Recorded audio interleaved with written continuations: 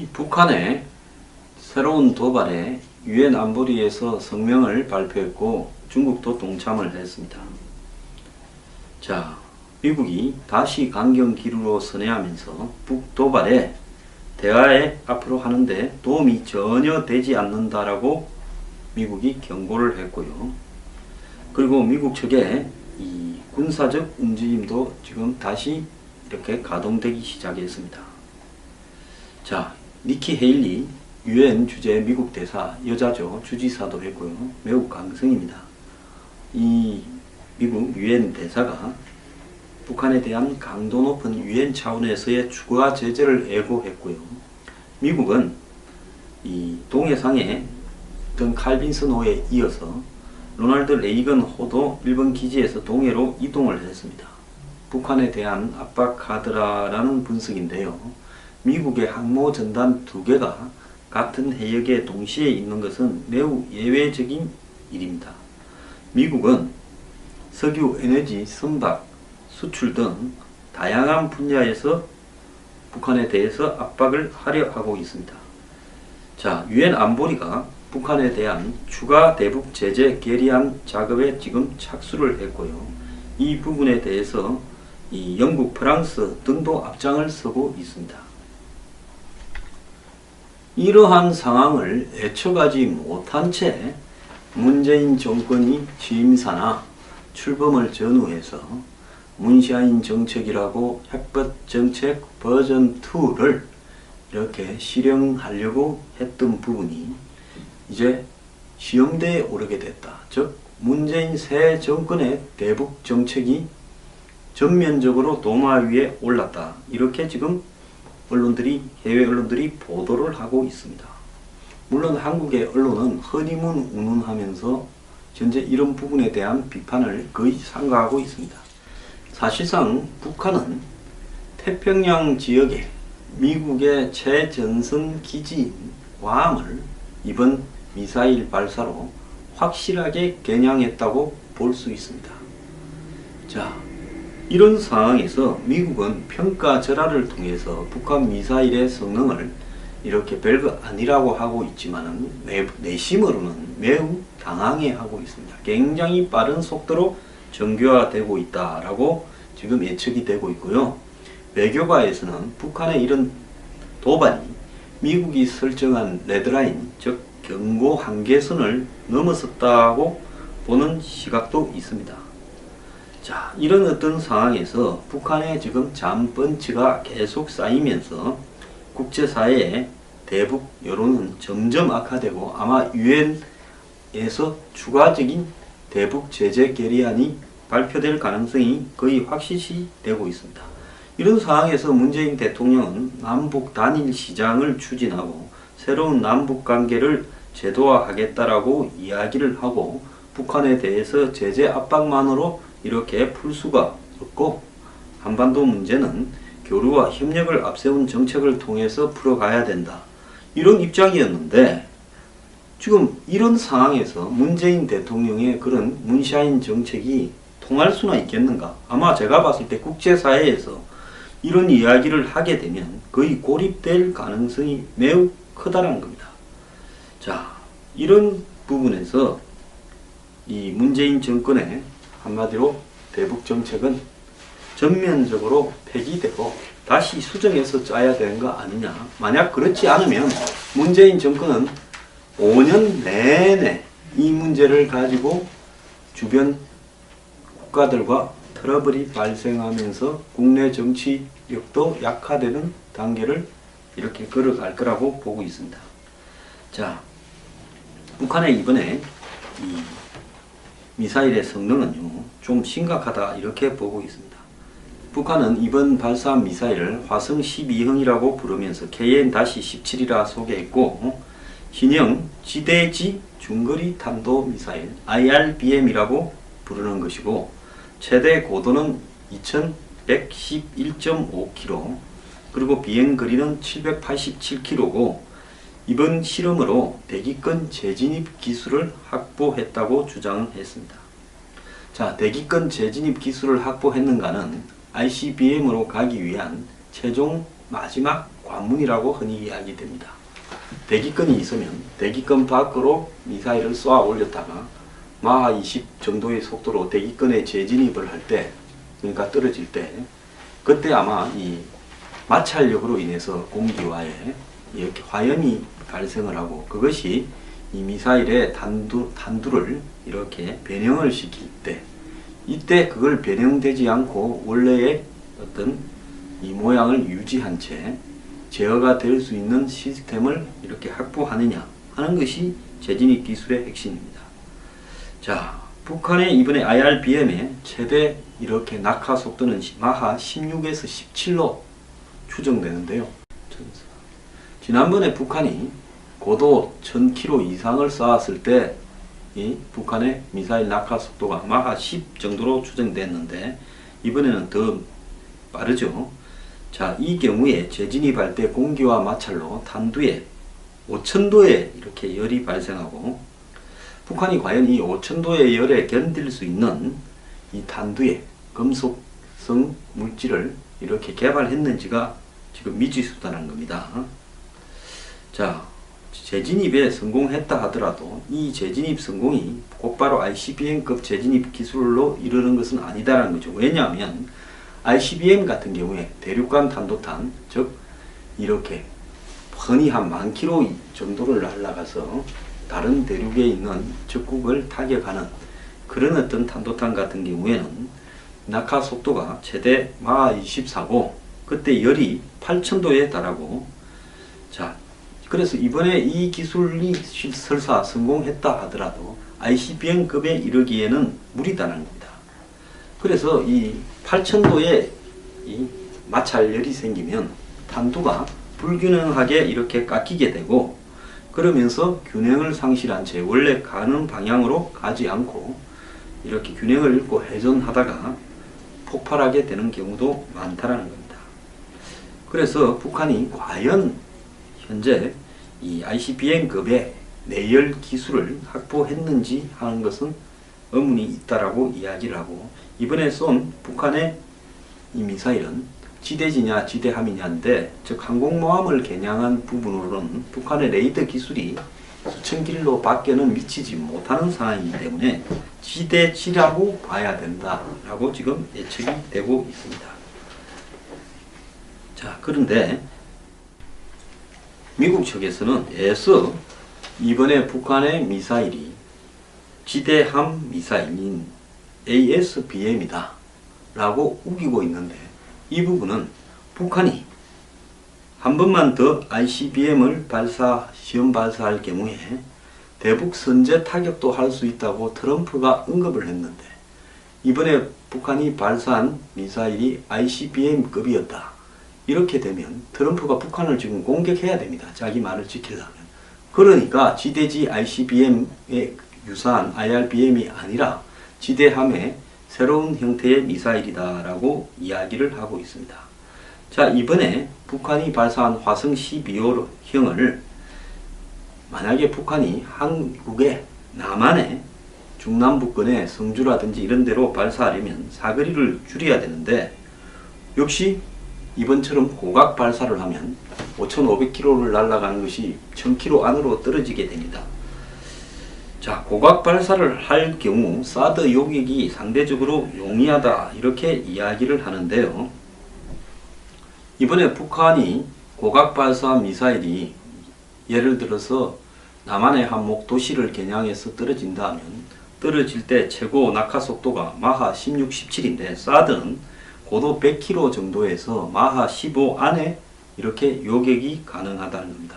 그래서 산술적으로는 사드가 요격이 가능하다 나오는데, 원래 올라갈 때는 속도가 이렇게 높지 않다가 최고 정점에 올라가서 떨어질 때부터 속도가 시작되면서 마하 16, 17인데, 그러면 고도 지금 2111km로 올라갔는데 사드는 100km 내에서 요격을 한다면 올라갈 때 요격을 하거나 안 그러면 내려올 때 요격을 하든가, 이 두 가지 지점 중에 하나인데, 내려올 때 속도가 마지막에 한 100km 정도에는 최고의 속도가 날 건데, 그때 과연 맞힐 수 있을 것인가? 그럼 올라갈 때 맞힌다 그러면 100km 정도로 올라갈 때는 이 미사일의 한마디로 궤적이 추적하기에는 시간이 100km 정도면 매우 짧습니다. 순식간에 한 100km까지는 갈 건데 결국은 내려올 때 맞출 수밖에 없다라는 건데, 내려올 때 이 마하 16, 17 정도로 내려오는 것을 속도가 제일 빠른 순간에 사드가 요격할 수 있을 것인가?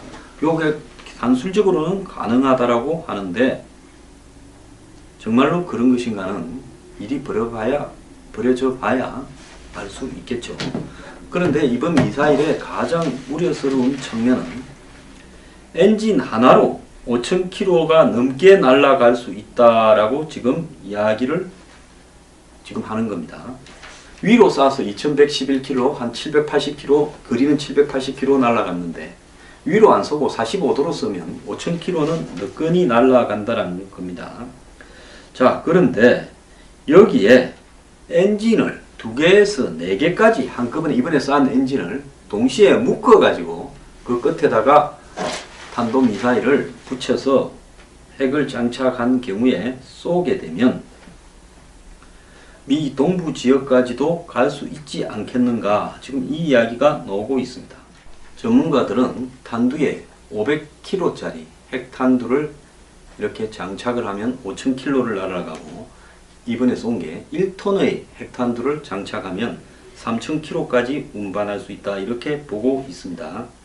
그래서 엔진을, 이번에 쏜 것과 같은 엔진을 2개에서 4개 묶으면 한마디로 1톤 정도의 핵탄두를 싣고도 미국 동부 지역까지, 즉 뉴욕 정도까지도 날아갈 수 있는 ICBM을 한 2년 안에 이렇게 만들 수 있을 것이다. 물론 이런 추진 엔진을 동시에 묶어서 날리는 부분은 클러스터링이라고 하는데 엔진마다 이렇게 출력이 다를 수도 있고, 그렇기 때문에 이것이 동일한 힘을 가지게 하는 것은 매우 난이도가 있는, 기술적으로 쉽지 않은 기술이라는 것은 남아 있습니다.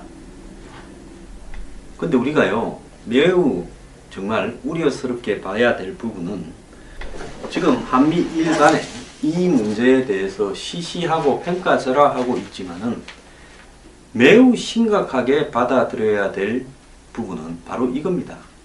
북한이 기존에 썼던 엔진들이 시원찮아서, 또 기존의 액체 주입은 이렇게 미사일 발사대 옆에다가 미사일에 대해서 액체를 갖다가 오래 장시간 주입해야 되기 때문에 인공위성에 포착이 됩니다.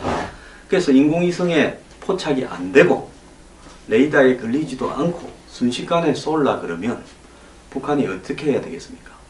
이동식 발사대를 이용해가 이 지하에 땅굴을 파가지고 그 안에다가 이동식 발사대 차량을 넣어놨다가 그 차량이 예상치도 못한 데서 순식간에 튀어나와서 곧바로 발사대를 세우고 거기서 미리 고체 연료를 주입해놨다가 곧바로 쏘게 되면 그것이 지금 굉장히 위협적인 겁니다. 예측하지 못한 채 순식간에 쏘는 부분은 요격 가능성을 매우 떨어뜨리는 거죠.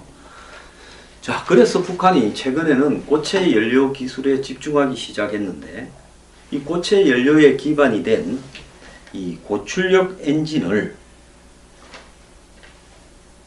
시험한 지 2달 만에 미사일 발사에 성공했다는 겁니다. 단 2개월 만에 이렇게 성공한 겁니다.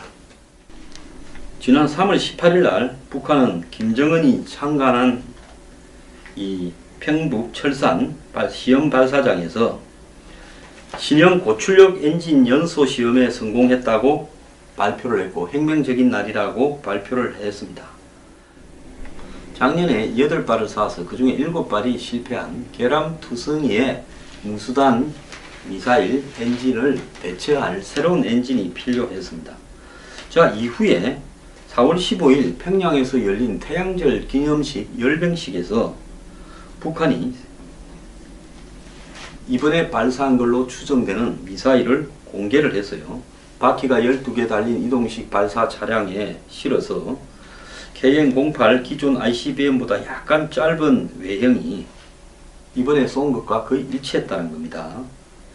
그래서 엔진 시험 4주 만에 미사일을 만드는 데 성공했냐, 이렇게 이야기가 나왔는데 많은 사람들은 저것은 그냥 껍데기다, 차에 실어 가지고 대외적으로 쇼를 해서 외부에 보여주기 위한 협박용이지 저게 실제로는 실제 발사해서 성공하는 그런 미사일은 되지 못할 거다라고 이렇게 다 폄하했습니다. 한국의 언론들도 다 그렇게 봤죠.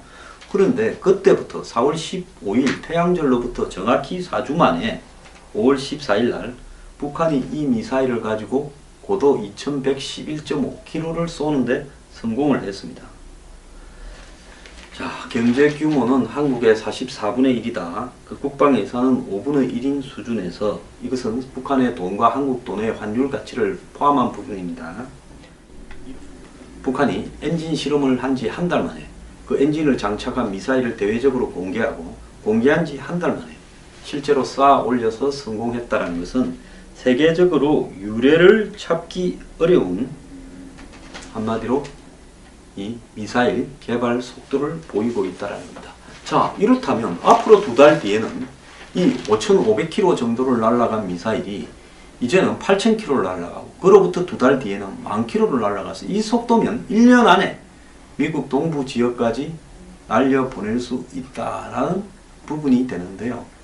자, 이 부분을 인정할 경우에 정상회담은 개뿔, 사드 철회는 개뿔, 정말로 북한을 막을 방법이 없어지는 부분입니다. 저는 사드가 정말 북한의 이런 미사일들을 고각 발사해서 한국으로 낙하시켰을 때 격추할 수 있을 것인가도 좀 의문입니다. 자, 이런 상황에서 무엇을 할 수 있는가? 결국은 항복하고 정상회담에서 돈 줄 것인가? 이제 저는 항복하느냐 아니냐 이것만 남아있는 거 아닌가? 그걸 강제적으로 제거하지 못한다면 그런 상황인데 점점 암울해지고 있는 것 같습니다. 자, 한미 간에 북한 미사일에 대해서 평가절하 하지 말고요. 있는 대로 국민 앞에 알리기 바랍니다.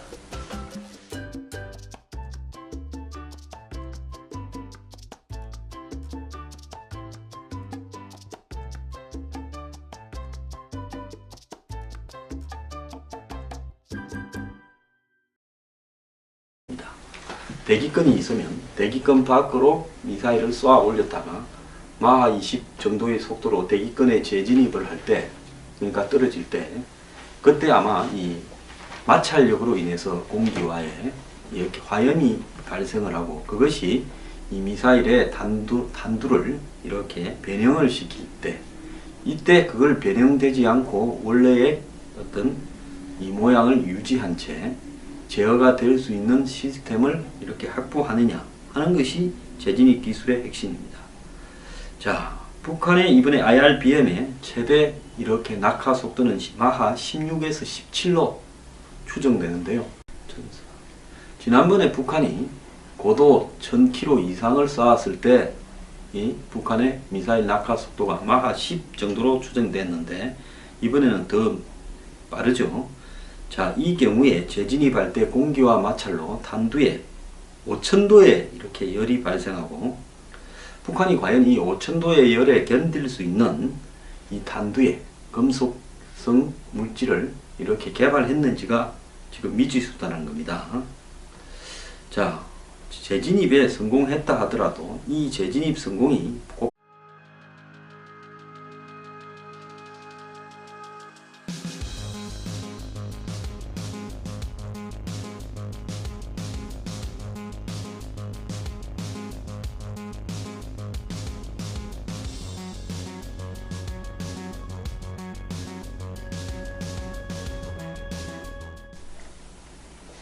이 북한의 새로운 도발에 유엔 안보리에서 성명을 발표했고 중국도 동참을 했습니다. 자, 미국이 다시 강경 기류로 선회하면서 북 도발에 대화에 앞으로 하는데 도움이 전혀 되지 않는다라고 미국이 경고를 했고요. 그리고 미국 측의 이 군사적 움직임도 지금 다시 이렇게 가동되기 시작했습니다. 자, 니키 헤일리 유엔 주재 미국 대사, 여자죠. 주지사도 했고요. 매우 강성입니다. 이 미국 유엔 대사가 북한에 대한 강도 높은 유엔 차원에서의 추가 제재를 예고했고요. 미국은 이 동해상의 어떤 칼빈슨 호에 이어서 로널드 레이건 호도 일본 기지에서 동해로 이동을 했습니다. 북한에 대한 압박 카드라라는 분석인데요. 미국의 항모 전단 2개가 같은 해역에 동시에 있는 것은 매우 예외적인 일입니다. 미국은 석유, 에너지, 선박, 수출 등 다양한 분야에서 북한에 대해서 압박을 하려 하고 있습니다. 자, 유엔 안보리가 북한에 대한 추가 대북 제재 결의안 작업에 지금 착수를 했고요. 이 부분에 대해서 이 영국, 프랑스 등도 앞장을 서고 있습니다. 이러한 상황을 예측하지 못한 채 문재인 정권이 취임사나 출범을 전후해서 문샤인 정책이라고 해법 정책 버전 2를 이렇게 실행하려고 했던 부분이 이제 시험대에 오르게 됐다. 즉 문재인 새 정권의 대북 정책이 전면적으로 도마 위에 올랐다. 이렇게 지금 해외 언론들이 보도를 하고 있습니다. 물론 한국의 언론은 허니문 운운하면서 현재 이런 부분에 대한 비판을 거의 삼가하고 있습니다. 사실상 북한은 태평양 지역에 미국의 최전선 기지인 괌을 이번 아마 제가 봤을 때 국제사회에서 이런 이야기를 하게 되면 거의 고립될 가능성이 매우 크다는 겁니다. 자, 이런 부분에서 이 문재인 정권의 한마디로 대북 정책은 전면적으로 폐기되고 다시 수정해서 짜야 되는 거 아니냐. 만약 그렇지 않으면 문재인 정권은 5년 내내 이 문제를 가지고 주변 국가들과 트러블이 발생하면서 국내 정치력도 약화되는 단계를 이렇게 걸어갈 거라고 보고 있습니다. 자, 북한의 이번에 이 미사일의 성능은요, 좀 심각하다 이렇게 보고 있습니다. 북한은 이번 발사한 미사일을 화성 12형이라고 부르면서 KN-17이라 소개했고, 신형 지대지 중거리 탄도 미사일 IRBM이라고 부르는 것이고, 최대 고도는 2111.5km, 그리고 비행 거리는 787km고, 이번 실험으로 대기권 재진입 기술을 확보했다고 주장을 했습니다. 자, 대기권 재진입 기술을 확보했는가는 ICBM으로 가기 위한 최종 마지막 관문이라고 흔히 이야기된 미사일 발사로 확실하게 겨냥했다고 볼 수 있습니다. 자, 이런 상황에서 미국은 평가절하를 통해서 북한 미사일의 성능을 이렇게 별거 아니라고 하고 있지만은 내심으로는 매우 당황해하고 있습니다. 굉장히 빠른 속도로 정교화되고 있다라고 지금 예측이 되고 있고요. 외교가에서는 북한의 이런 도발이 미국이 설정한 레드라인, 즉 경고 한계선을 넘어섰다고 보는 시각도 있습니다. 자, 이런 어떤 상황에서 북한의 지금 잠펀치가 계속 쌓이면서 국제사회의 대북 여론은 점점 악화되고 아마 유엔에서 추가적인 대북 제재 결의안이 발표될 가능성이 거의 확실시 되고 있습니다. 이런 상황에서 문재인 대통령은 남북 단일 시장을 추진하고 새로운 남북 관계를 제도화하겠다라고 이야기를 하고 북한에 대해서 제재 압박만으로 이렇게 풀 수가 없고 한반도 문제는 교류와 협력을 앞세운 정책을 통해서 풀어가야 된다. 이런 입장이었는데 지금 이런 상황에서 문재인 대통령의 그런 문샤인 정책이 통할 수나 있겠는가?